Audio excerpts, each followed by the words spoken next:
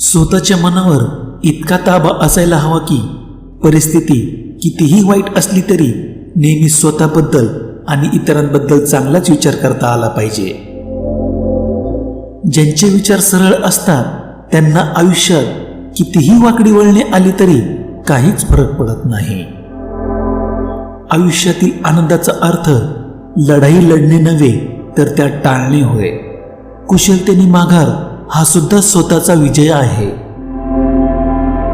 वेळेअभावी संगत तुटली तर तुटू द्या, पण संवाद तुटला नाही पाहिजे.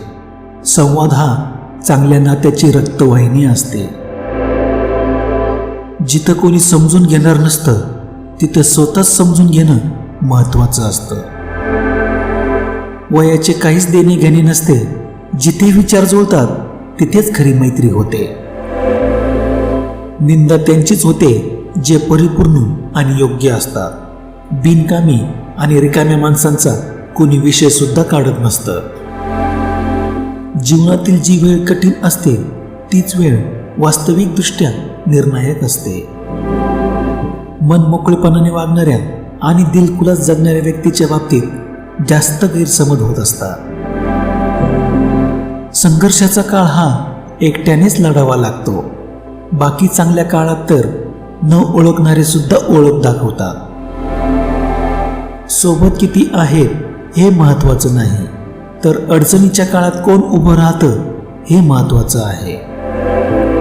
सोबत तर तेच असतात ज्यांना फायदा नाही तर काळजी दिसत असते.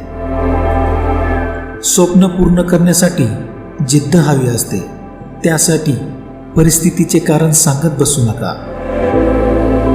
जगाच्या पाठीवर एकमेव अशी गोष्ट आहे जी सर्वांचे खरे चेहरे दाखवते, ती म्हणजे वेळ. भावनेची कदर नसलेल्या नात्यात डोळ्यातून निघालेल्या अश्रूंची किंमत शून्य असते. आयुष्य खूप सुंदर आहे आणि एकदाच आहे, म्हणून कोणाकडे अपेक्षा न ठेवता स्वतःमध्ये आनंदी राहा आणि हेच आपल्यासाठी योग्य असेल.